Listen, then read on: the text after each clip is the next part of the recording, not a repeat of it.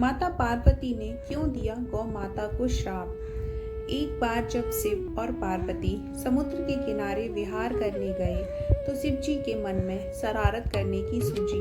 उन्होंने पार्वती से कहा, हे देवी, मुझे अचानक आवश्यक काम से जाना पड़ रहा है।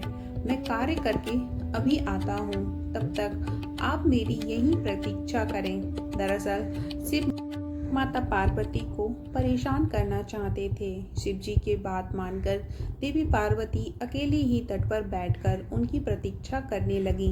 इसी तरह शाम हो गई और उस दिन तीज की तिथि थी। जब रात तक शिव जी ना लौटे तो माता पार्वती ने तट पर ही रेत के शिवलिंग का निर्माण किया और आसपास उपलब्ध पूजन सामग्री से रात भर शिव जी का निर्जला निराहार व्रत संपूर्ण किया। शिवजी सूक्ष्म रूप में वहीं थे और हर गतिविधि के साक्षी थे। सुबह होने पर पार्वती ने समुद्र में रेत की शिवलिंग और पूजन सामग्री का विसर्जन कर दिया। इसके बाद थोड़ी ही देर बाद शिवजी प्रकट हो गए और बोले कि देवी पार्वती, आपने कल तीज की तिथि पर मेरी पूजा नहीं की। पार्वती जी ने कहा कि मैंने पूजा की है और अभी सामग्री विसर्जित की है। शिवजी अभी ही पार्वती के साथ और ठिठोली करना चाहते थे। उन्होंने कहा कि पार्वती, मुझे तो पूजा का कोई चिन्ह दिखाई नहीं दे रहा है। अगर आपने पूजा की है तो प्रमाण दीजिए।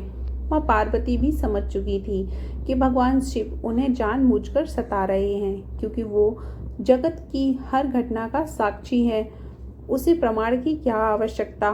देवी पार्वती भी इस हंसी मजाक का भरपूर आनंद ले रही थी। शिवजी की बात सुनकर माता पार्वती ने आसपास देखा। उन्हें एक गाय खड़ी दिखाई दी। उन्होंने शिवजी से कहा, ये गाय मेरी साक्षी है। जब मैं पूजा कर रही थी, ये गाय यहाँ उपस्थित थी।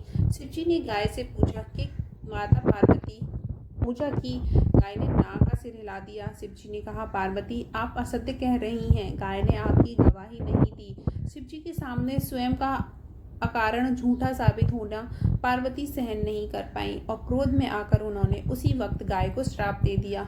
माता पार्वती ने श्राप देते हुए कहा कि तू दिव्य जन्मा है, तू जगत कल्याण के लिए प्रकट हुई, इसलिए जनहित के लिए तेरे गुण यथावत रहेंगे। किंतु जिस मुंह से तू झूठी गवाही दी, उसी दंड भुगतान होगा। झूठ बोलने के कारण अब से झूठन ही तेरा आहार होगी। इस तरह झूठ बोलने से गौ माता क्रोध की भागी बनी और आज तक उनकी संतति अच्छा भोजन प्राप्त होने के बावजूद भी झूठन खाने के लिए बाध्य है। यह वीडियो अगर आपको अच्छी लगे तो चैनल को सब्सक्राइब जरूर कर लें। हर हर महादेव।